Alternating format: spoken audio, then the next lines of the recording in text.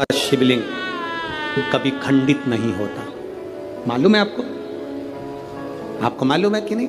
रुद्राक्ष और शंकर का शिवलिंग कभी खंडित नहीं होता। टूट गया तो भी जोड़कर उसको रखा जाता। शंकर का शिवलिंग बीच में से टूट गया तो भी विसर्जन नहीं होता। शंकर का शिवलिंग तो भी पूज्य है। 1000 टुकड़े भी हो जाए उस शिवलिंग के तो भी उसकी पूजन होगी। 25,000 टुकड़े भी शिवलिंग के हो जाएं तो भी उसकी पूजन होगी, क्योंकि शंकर के टुकड़े टुकड़े हो जाएं तो भी शंकर कभी समाप्त नहीं होता। वो एक एक कंकर में कण कण में शंकर होता है। घर में रखा हुआ शिवलिंग का टुकड़ा भी हो जाए तो यह नहीं कहा जाता कि मेरा शिवलिंग खंडित हो गया। ना ना, शंकर भगवान ने कृपा कर कर अगर 2 टुकड़े हुए हैं तो शिव पार्वती दोनों आनंद के साथ बैठे हैं। अगर ज्यादा टुकड़े हो गए तो मेरे महादेव सहस्त्रेश्वर शिवलिंग बनकर, हजारों शिवलिंग बनकर बैठ गए। वो सहस्त्रेश्वर महादेव बन गया, सहस्त्रेश्वर महादेव के रूप में विराजित हो गया।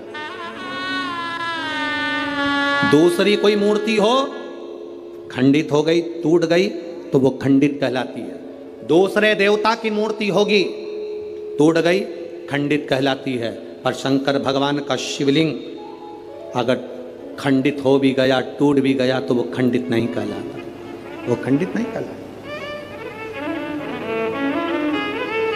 एक एक कण कण में शंकर है। जितने टुकड़े हो रहे हैं उसमें भी शिव है।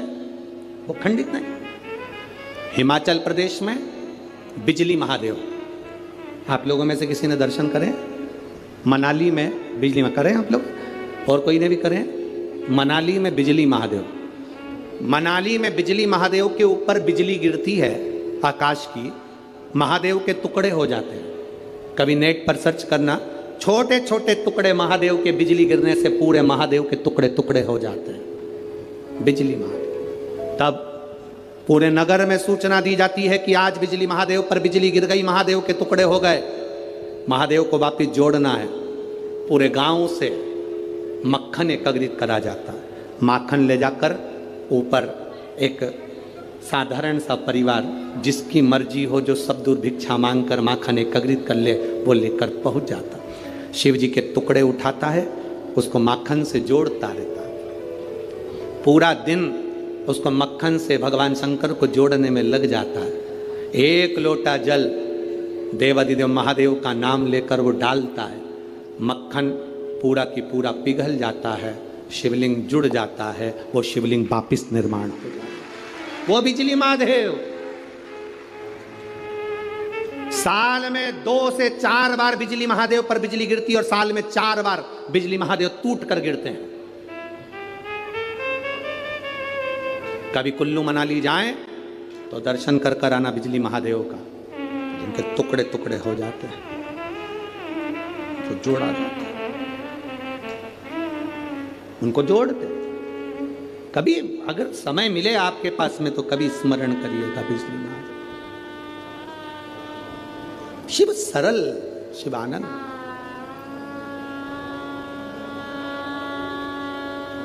उसको पहचानने वाला, उसको जानने वाला सरल सहज नहीं है। सरल सहज उसको पहचानिए। और जिस समय पर आप जान गए कि शंकर खंडित नहीं होता, जिस समय पर आप जान गए कि शंकर कभी खंडित नहीं होते शिव, और तुम्हारे गले में, तुम्हारे घर में रुद्राक्ष है, उसके टुकड़े हो गए, उसको वापिस जोड़ने का प्रयास करो। वापिस नहीं जोड़ता, उसको एक कपड़े में बांध कर रख लो। शिव, शंकर का शिवलिंग और रुद्राक्ष कभी खंडित नहीं कहलाता। उसका फल उतना की उतना ही होता है। उसका फल उतना की उतना ही रहेगा, उसका बल उतना की उतना रहेगा। वो कभी खंडित नहीं, उसका बल उतना की उतना। इसलिए शंभु शरणे, उसका फल कभी समाप्त नहीं होता। रुद्राक्ष के 10 टुकड़े भी हो जाएं तो रुद्राक्ष का फल समाप्त नहीं होता। आप में से कई लोग ऐसे बैठे होंगे जिनके घर में रुद्राक्ष टूटा होगा, बिखरा होगा। उठाओ जरा हाथ, जिनके घर में अगर कभी रुद्राक्ष टूटा हुआ भी हो तो आपको महसूस करा होगा आपने कि वो रुद्राक्ष टूट गया, बेकार हो गया, कोई काम का नहीं है। ना ना ना ना, शंकर भगवान की एक बेलपत्र, शिव की एक बेलपत्र जो शंकर जी पे समर्पित हो गई, समर्पित होने के बाद उठाने में टूट गई, खंडित हो गई। शिव जी पे चढ़ी थी, पूरी थी, पर जब चढ़ने के बाद बहुत सारी उठाई गई तो टूट गई, खंडित हो गई, टूट गई, खंडित हो गई। वो खंडित नहीं कहलाती। शिव जी पे चढ़ने के बाद जो बेलपत्र का अगर एक पत्ता भी तुमको मिला तो वो पूरी बेलपत्र कहलाती है, वो अधूरी नहीं कहलाती। शंकर भगवान पर चढ़ने के बाद अगर बेलपत्र का एक पत्ता भी तुमको मिला है तो वो खंडित नहीं, वो पूर्ण है, वो पूर्ण है।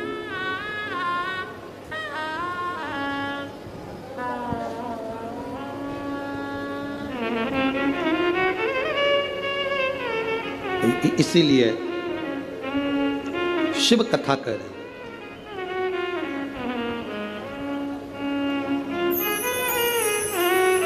शिव महापुराण की कथा कर रहे। नमुची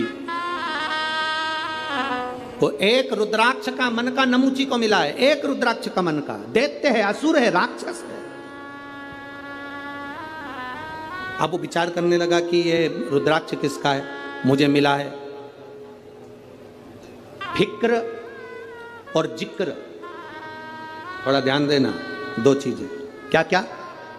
मुंह से बोलो। फिक्र और जिक्र। फिक्र, ज्यादा फिक्र करोगे, ज्यादा चिंता करोगे तो चिंता फिक्र तुम्हें तन्हाई दे देती है, एकांत दे देती है, तुम्हारी बुद्धि काम करना बंद कर देती है। ज्यादा फिक्र होती है तो व्यक्ति का बीपी ऊंचा नीचा हो जाता है, शुगर ऊपर नीचे हो जाती है और व्यक्ति चिंता में पड़कर कमरे में अकेला पड़ा रहता है। फिक्र चिंता देती है, फिक्र एकांत देता है, फिक्र तन्हाई देती है, फिक्र तन्हाई देती है। फिक्र तुम्हें अकेले कमरे में पटक देगा। और जिक्र, जिस समय पर तुम्हारे को फिक्र होने लगे तब महादेव की जिक्र करना प्रारंभ कर दो, उसकी चर्चा करना प्रारंभ कर दो, तन्हाई मिट जाती है। तन्हाई मिट जाएगी अगर शंकर की चर्चा करोगे, शंकर की जिक्र करोगे, शंकर की भक्ति करोगे। ढोलक, शिव की चर्चा कर रहे हो अगर,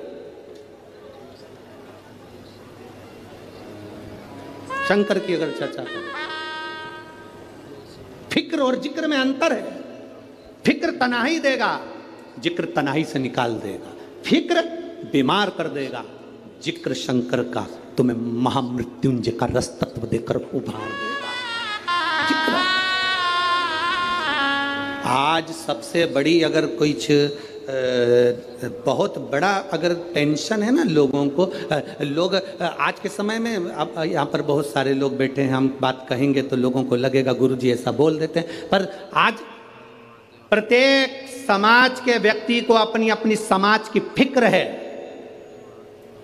जाति में आज के व्यक्ति को बांट दिया गया है। मैं ब्राह्मण, मुझे ब्राह्मण समाज की चिंता है। मैं वैश्य, मुझे वैश्य समाज की चिंता है। मैं क्षत्रिय, मुझे क्षत्रिय समाज की चिंता है। मैं शूद्र समाज की चिंता है। हर व्यक्ति ने आज के समय को जाति में लोगों ने बांट दिया।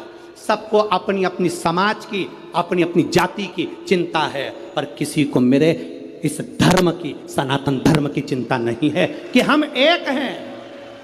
ये ब्राह्मण या क्षत्रिय या वैश्य या शूद्र हम बांट रहे हैं।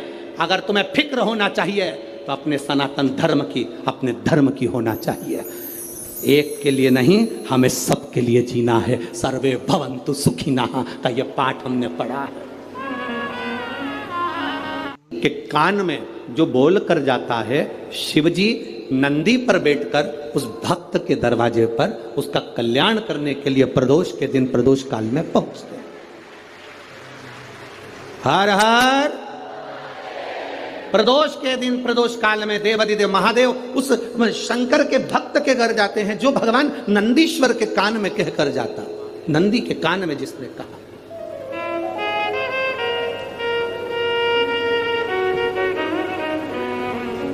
शंकर भगवान के इस शिवलिंग का स्मरण आप करेंगे।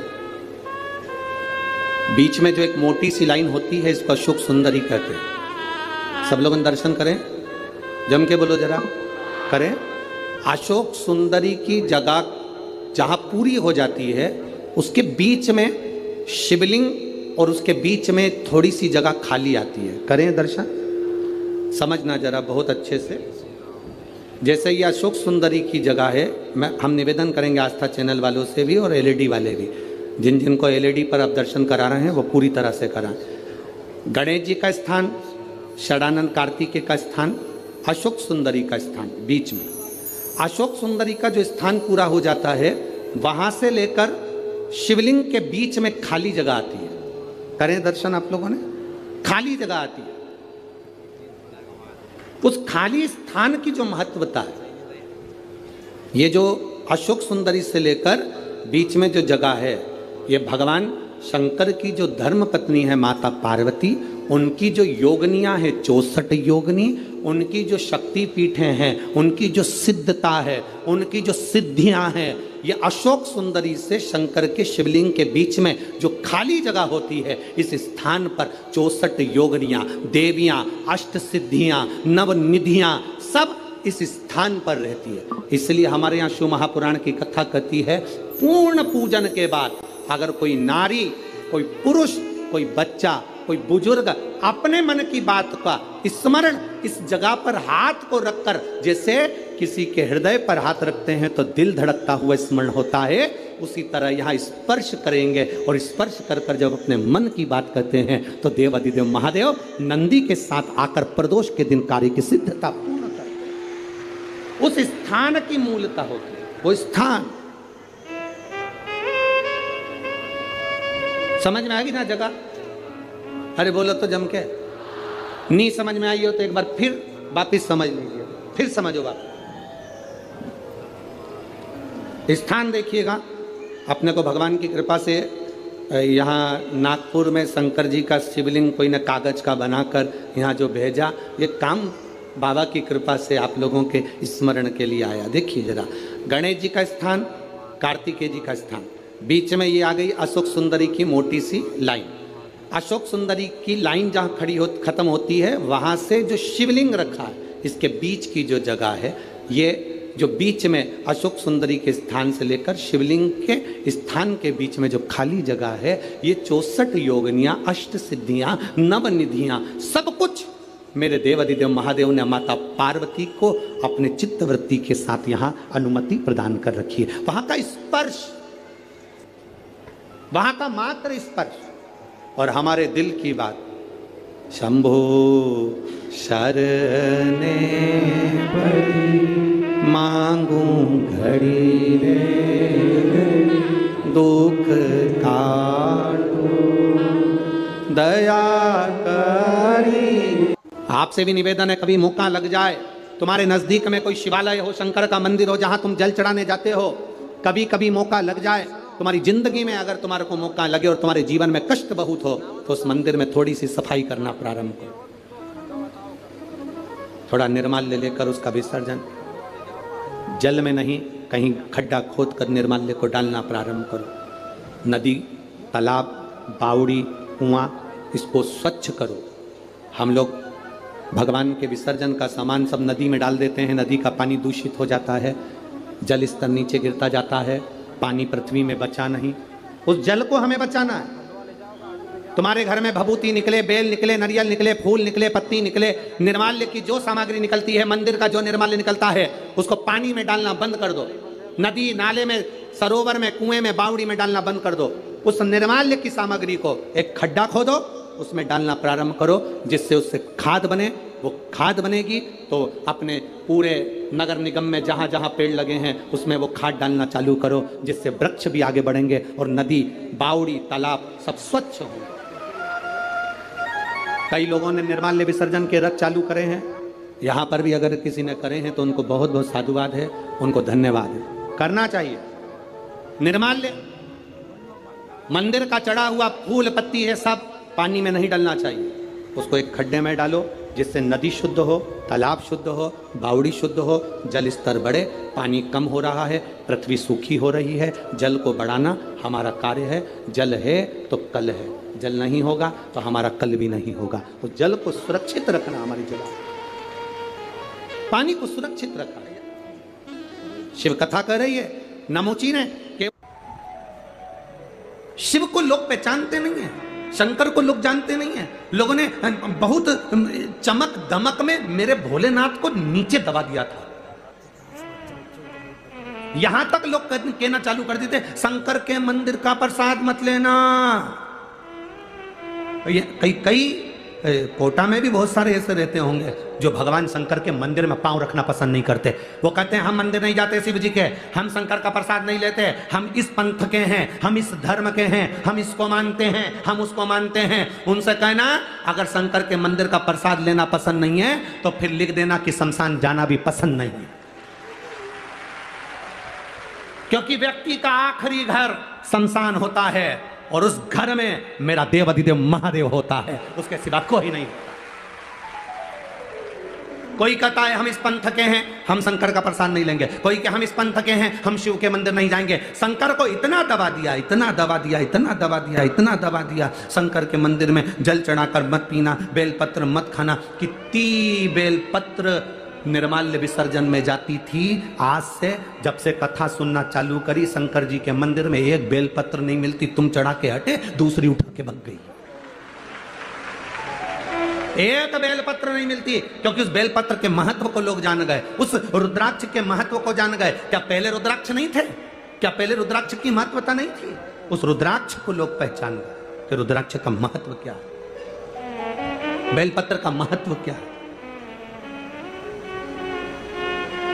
क्या महत्व बेलपत्र का, क्या महत्व रुद्राक्ष का, क्या महत्व शिव पर चढ़े हुए जल का, लोग पहचान नहीं पाते। हमसे लोग कहते हैं कि आप सीहोर में जो रुद्राक्ष, मीडिया वाले पूछते हैं सब दूर रुद्राक्ष मिलता है, सीहोर के रुद्राक्ष में ऐसा क्या है? हमने कहा कभी लेकर आना, जब तुम्हारे घर में कोई तकलीफ हो, कष्ट हो, या कोई एग्जाम के लिए जाओ, या कोई तुम्हारे यहाँ किसी चीज के लिए जाओ, तो उस सीहोर का रुद्राक्ष, सीहोर से बाहर हम कभी किसी को देने के लिए नहीं भेजते। सीहोर का रुद्राक्ष केवल सीहोर से ही मिलता है और लाइन लगा कर मिलता है। आप कभी जाना, कंकर शंकर की भूमि पर खड़े होना और खड़े होकर कंकर शंकर की पूजन कर कर एक रुद्राक्ष लेकर आना, और उस रुद्राक्ष को बड़ी से बड़ी बीमारी में भी तांबे के कलश में पानी डालकर उसको गला देना रात भर। सुबेरे देवाधिदेव महादेव को, कुंदकेश्वर महादेव का नाम लेकर जल चढ़ा देना, उस पानी का आचमन करना प्रारंभ करना। अगर किसी का डायलिसिस भी चल रहा हो तो 2 बूंद पानी भी उसने प्रतिदिन बाबा को चढ़ाकर अगर पिया है तो उसका फल क्या होता है ये उसको मालूम पड़ेगा कि उसका फल क्या है, रुद्राक्ष की महत्वता क्या है।